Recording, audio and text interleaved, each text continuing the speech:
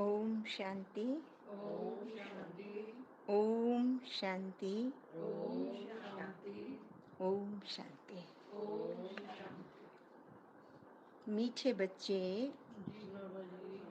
तुम्हें बाप समान खुदाई खिदमतगार बनना है। बाप समान खुदाई खिदमतगार। तो बाप अलग है, खुदा अलग है। ये दोनों चीजें हैं, क्योंकि बाप समान, जैसे ब्रह्मा बाबा ने अपना तन मन धन सब समर्पित कर दिया, संपूर्ण समर्पित हुए, प्लस उन्होंने लोक लाज की परवाह नहीं करी, लोक निंदा की परवाह नहीं करी, लेकिन सत्य के मार्ग को नहीं छोड़ा। तो क्या किया उन्होंने? ऐसा करके वो खुदाई खिदमतगार बन गए, परमात्मा की सेवा करने वाला सेवक बन गया। दूसरा है, संगम पर बाप आते हैं तुम बच्चों की खिदमत करने के लिए। ये संगम का समय वो सुहाना समय है जो सचमुच में उस परम पिता परमात्मा के साथ इस बिछड़ी हुई रूह का मिलन होता है। जब भी हम दुखी होते हैं, हमारे बहुत सारे रिश्तेदार संबंधी होने के बावजूद भी हम किसे पुकारते हैं? उस परम पिता परमात्मा को ही पुकारते हैं। क्यों पुकारते हैं? जबकि उसे जानते नहीं हैं, फिर भी पुकारते हैं, क्योंकि रूह अंदर से जानती है कि मेरा वो परमपिता परमात्मा है जो मुझे दुखों से मुक्त करेगा।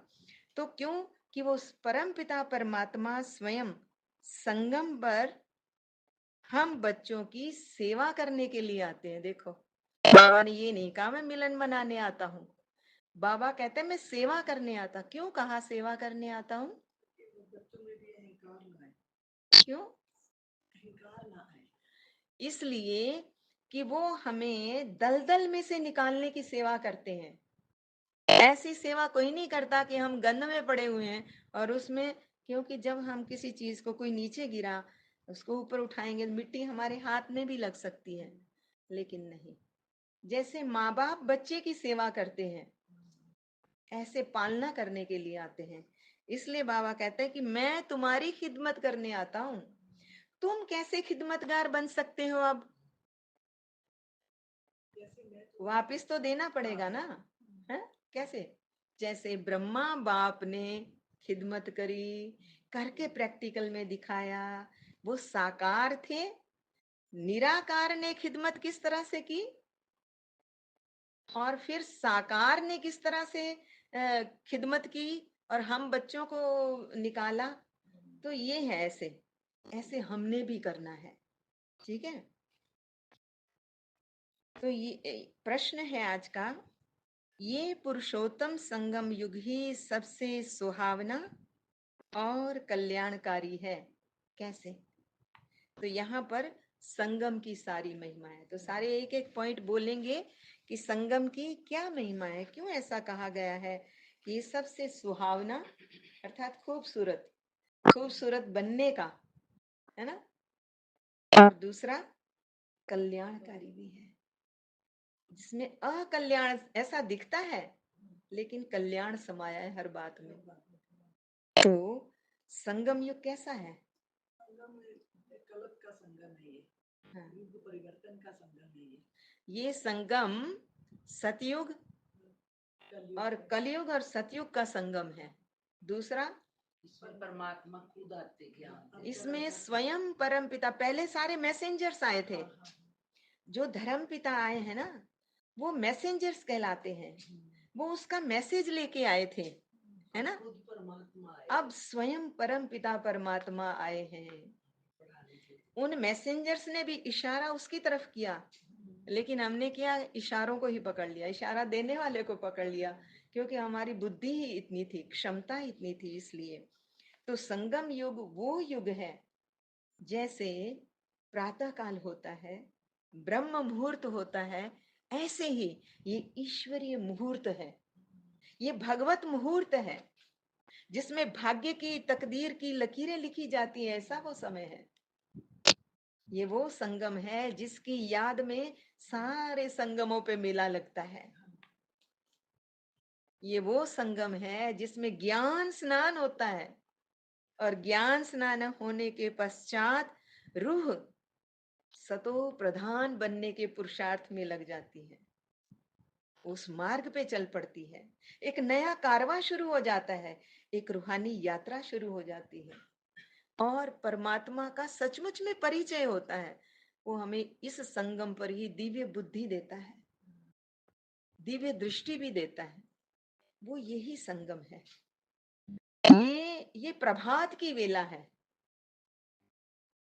रोज प्रभात होता है, लेकिन जीवन में प्रभात नहीं आता।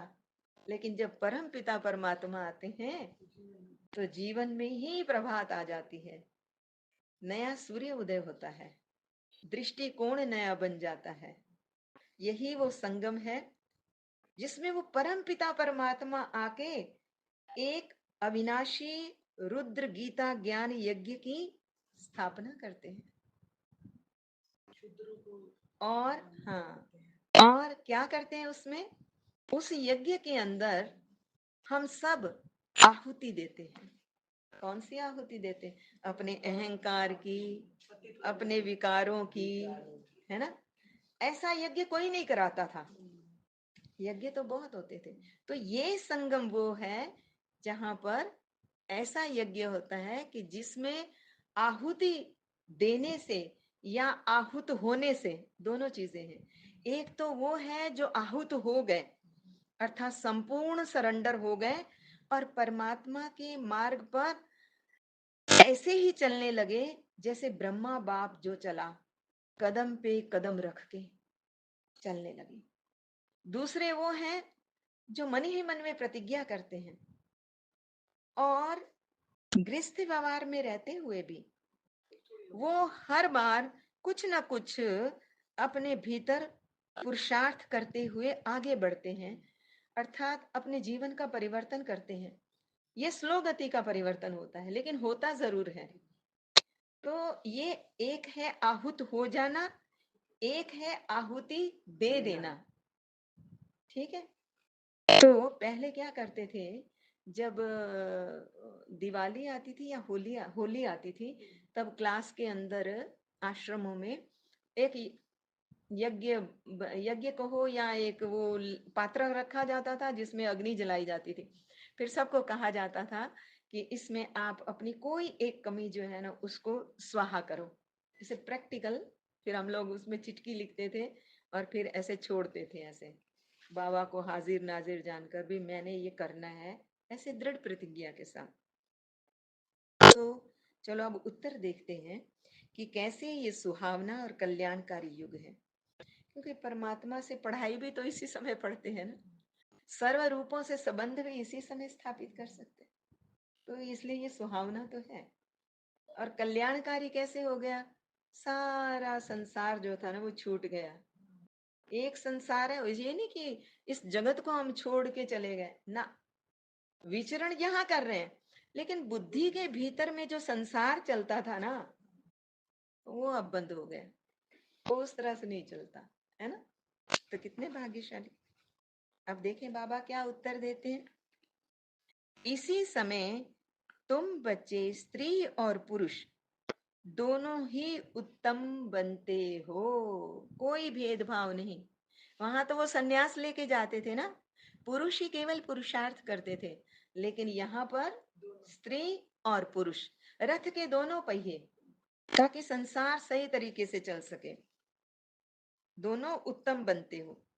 ये संगम युग है ही कलयुगी अंत और सतयुग आदि के बीच का समय, है ना। ये असली ब्रह्म मुहूर्त है? इस समय इस समय ही बाप तुम बच्चों के लिए ईश्वरीय यूनिवर्सिटी खोलते हैं। स्वयं भगवान आके यूनिवर्सिटी खोलते हैं। कई कॉलेज स्कूलों में पढ़े, लेकिन ऐसी पढ़ाई थोड़ी ना पढ़ने को मिली थी, है? जहाँ खुद को पढ़ना है, खुद के भीतर की किताब खोलनी है और खुद को पढ़ना है कि मैं अंदर में क्या हूँ। किसी ने ये नहीं सिखाया, ऐसा राजयोग किसी ने नहीं सिखाया कि तुम तुम्हारे अंदर समस्त शक्तियों की मंजूषा समेट कर उस परम पिता परमात्मा ने तुम्हें भेजा है। बस खोल लो उसे। चाबी मैं देता हूँ। चाबी नहीं थी हमारे पास, चाबी बाबा देता है। कहता है बस मेरा बाबा, बाबा शब्द जो है वही तुम्हारी चाबी है, खोल लो उसे। बाबा कहते क्या करती है यूनिवर्सिटी है? तुम मनुष्य से देवता बनते हो। और कोई यूनिवर्सिटी ऐसी नहीं, कोई सत्संग ऐसा नहीं है जो मनुष्य से देवता बनने की बात करे। गायन और कीर्तन जरूर है, उनका कीर्तन तो है, लेकिन ऐसे हम कीर्तिवान कैसे बने? कई सोचते भी हैं, पाठ करते हैं, अंदर में सब समझ भी होती, लेकिन चलने का बल नहीं है। तो भगवान हमको आके कहते हैं कि बल कैसे मिलेगा? अमृत वेले योग लगाने से बल मिलेगा, खाली मनन चिंतन करने से भी नहीं मिलेगा। बल मिलेगा कैसे? अपने को इस देह से अलग विदेही समझ आत्मा में स्थित होकर उस परम पिता परमात्मा को याद करने से फिर एनर्जी मिलेगी, फिर शक्ति आएगी, फिर बुद्धि दिव्य बुद्धि बनती चली जाएगी, क्योंकि विवेक का जागरण हो जाएगा। नहीं तो क्या होता है, बुद्धि तो है, समझ तो है, लेकिन विवेक मर जाता है कई बार। उसी समय वो विवेक जागृत रहे ये नहीं होता।